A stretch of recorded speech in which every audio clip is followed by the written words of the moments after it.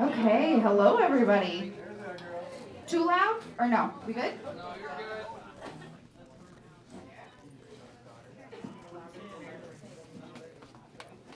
whisper, can you hear me? Okay. Happy Valentine's Day, everybody. Thanks for coming out. We really appreciate it. Hope you enjoyed your meal if you came beforehand. If you've never been to a show with us, there should be tap lights on all of your tables. We'll have cocktail waitresses going around during the show. So if you need anything, turn that on and they'll be by to help you out. Otherwise, we're just going to go ahead and get started. From Winona, Minnesota, welcome Andy Kurtzman.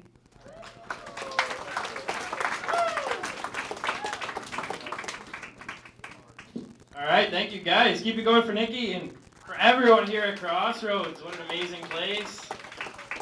How are you guys doing tonight? Give yourselves a round of applause for being here on Valentine's Day. We have a great night of comedy. Your headliner is Chastity Washington. Yeah, give her a round of applause. My name is Andy Kurtzman. I'm going to be starting things off for you guys tonight. Thank you, thank you. It's too late, it's too late. Got a lot of couples out here celebrating Valentine's Day tonight? Hell yeah. Yeah, my parents are celebrating their 45th wedding anniversary this year. That's pretty cool. Yeah, it's a long time. My parents are great. They are a little bit old-fashioned. Like, for example, my parents and my brother and I, we all share a cell phone account together. So when it comes time to pay the bill at the end of the month, my brother will send me his share of the bill on Venmo, the money sharing app. And then I have to go to the bank and take cash out. And then I drive it over to my parents' house and drop it off. They take the cash and they drive it and deposit it at the same bank. Then they go home and they take this thing called a checkbook. They write out a check for the cell phone bill. And then some guy comes to pick it up on horseback. It's quite the process.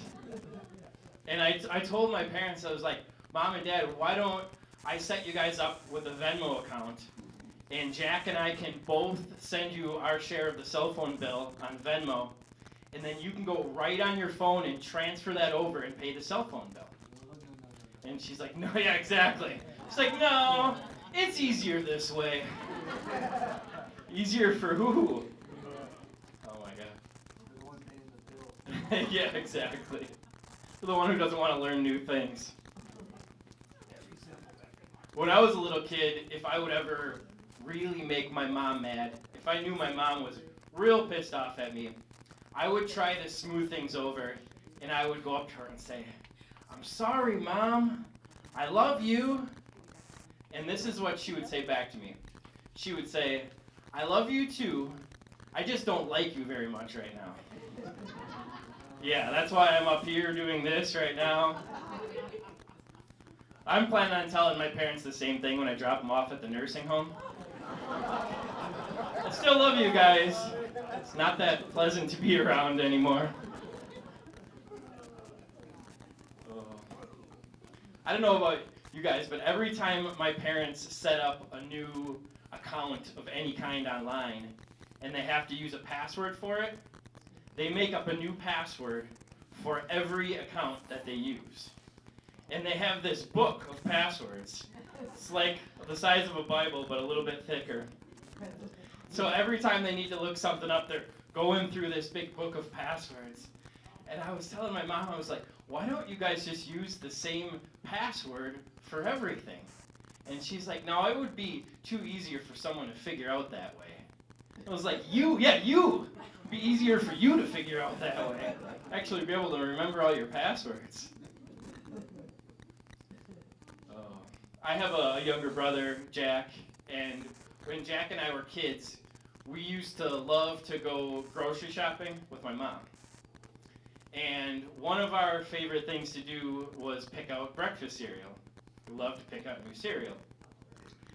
And then we would get home, and it would be time for breakfast, and my dad would step in, and he would say, oh, no, hold up. You guys can't open the new cereal until the old cereal is gone. Yeah, I see a lot of the parents like shaking their heads. get to the point, right? So we used to call my dad the serial killer. Well, my dad called me a couple weeks ago, and he's like, "Hey, Andy, I need to get some weed from you." Yeah, we have that kind of relationship. And so I said, "Yeah, oh yeah, no problem.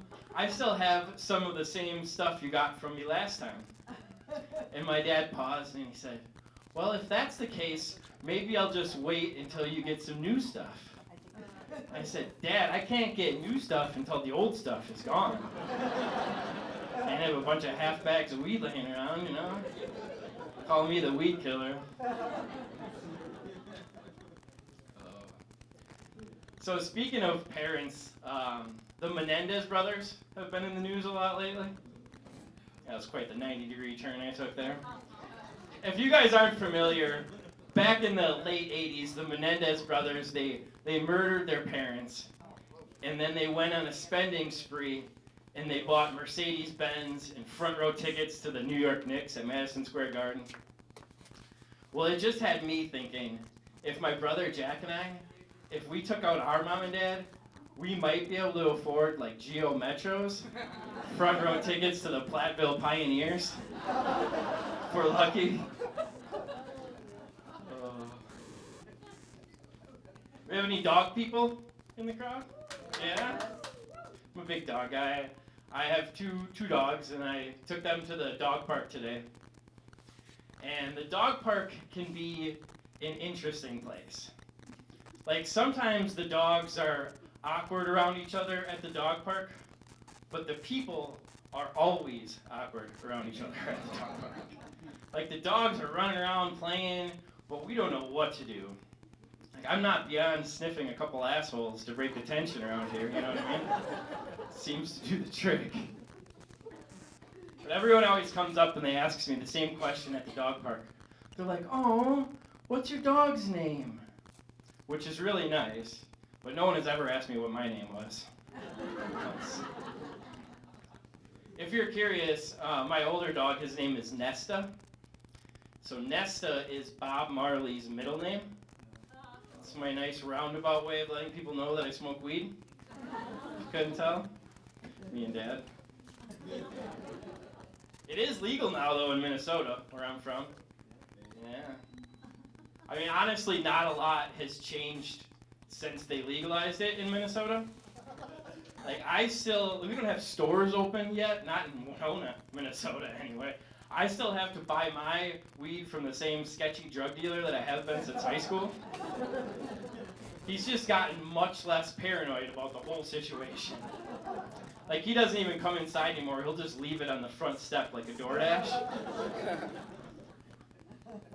So according to my drug dealer, it's still technically illegal for him to sell me weed, but he can gift it to me, and then I can give him a donation. So he'll pull up and he'll be like, "Hey man, here's your gift. Now you give me a donation, or I'll break your fucking legs." So yeah, now a lot has changed. One of the nice things about weed is it's been the same price since I was in high school. It's gotten cheaper, if anything, honestly. Weed over the years has gradually gotten better and cheaper, while literally everything else in the world has gotten shittier and more expensive. Like everything. Cars, houses, spouses, everything. I'm not married, I can say that. Like just last week, I spent $70 on a bag of dog food for the dogs. And I spent $35 on a bag of Alaskan train wreck for me. So, yeah, I got one guy that liked that. I do love my dogs. Every once in a while, they'll really put that to the test. Like, I had my dog, Nesta, out for a walk recently, and he was taking a poop, or he was trying to anyway, but he was struggling. And let's be honest, we've all been there, right? When we were little kids, my little brother was in the bathroom, and he was in there just moaning and groaning. And my mom, she asked, she's like, Jack, is everything okay in there? And he yelled back, he's like, no, I think it's a square one. That's a moment to visualize that. Well, my dog Nesta was taking a poop, and he was doing that thing where they'll do the poop squat, and then they walk around that way for a while. And I looked, and there was a string hanging out of his little butthole. Yeah, just be thankful we're not eating anymore. So I really weighed out my options at that point, and then I grabbed on and I started pulling. And it kept coming and coming. Finally, it started getting a little bit tighter, and then all of a sudden, came popping out of there like a cork out of a wine bottle. Yeah, it was equal parts disgusting and satisfying. So, of course, Nesta's relieved, and he takes off running, leaving me here hanging on this dangling piece of dog shit covered stuffed animal I just paid $25 for on Amazon 2 weeks ago. Yeah, I definitely love my dogs. I put in a series of dog doors through my house so that Nesta can go in and out to the fenced-in yard I have outside for him, which is really nice. But I did learn a downside this last summer. I was getting ready for work, and I walked out into the living room, and he was laying in the middle of the living room floor, and he had something next to him. And at first, I thought it was one of his stuffed animal toys. Well, I kind of stopped and did a double take, and there was a half-dead rabbit laying right in the middle of my living room rug. I know, I was pissed, because I ended up having to kill it and throw it in the trash can. I know, I'm going to miss that dog.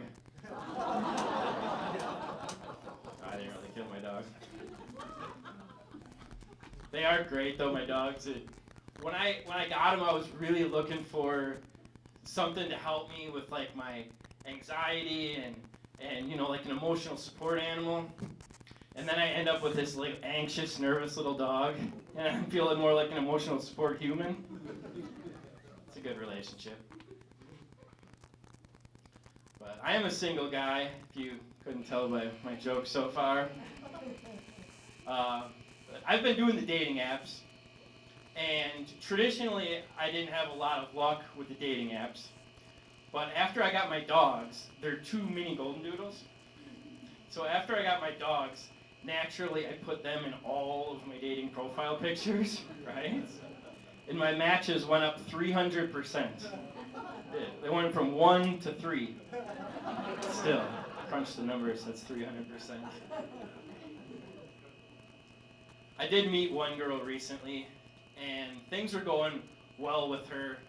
And we were on our 2nd or 3rd date, and we ended up back at my place. And I have one of those sleep number beds where you can adjust the setting of your mattress. And so we were laying there, and things were getting kind of hot and heavy. She was kind of hot and kind of heavy. Out of the blue, she asks me, she's like, so what's your number? Now I know now she was trying to figure out how many people I slept with. That's a phrase they use, what's your number? But at the time, it was the heat of the moment, and I wasn't thinking clearly. I thought she was asking me about my mattress. So I said, 55, 60. I like it nice and firm. Talk about killing the mood on that one.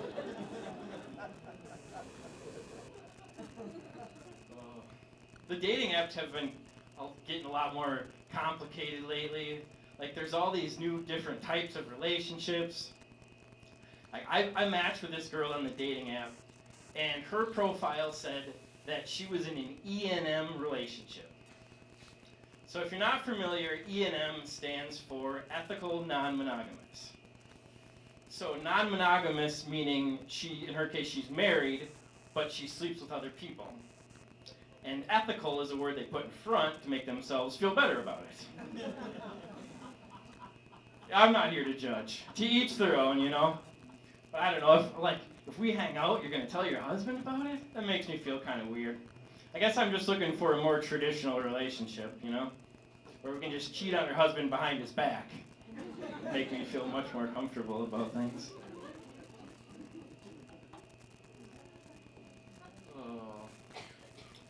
So yeah, I've had a busy year. Earlier this summer, last summer, my cousin got married, and he asked me if I would perform his wedding ceremony. So if you guys couldn't tell, I'm a man of the cloth. I really had no idea what it took, what the process behind becoming an ordained minister was to perform a wedding ceremony. And so I just went online and I Googled how to become an ordained minister. And it took me to this website and it asked me for my information. Enter your name and age and date of birth. And so I entered it all in and it asked me, are you sure your information is entered correctly? And so I clicked yes. Congratulations, you're an ordained minister. I think it should be a little bit harder than that at least. And so I wrote a really nice wedding ceremony for my cousin. And then at the end I said, with the power given to me by the state of Minnesota and www.getordained.org. Now pronounce it husband and wife. It's the actual website I use too. So if there's any couples in the audience looking to get hitched, I have these cards that I made up. They say Andy Kurtzman, comedian, ordained minister. Sometimes I do get mixed up and I'll be performing a wedding ceremony. I'll accidentally slip in a joke about my drug dealer or my dog's asshole. Just ruin the most important day of somebody's life. It's great to be here in Wisconsin.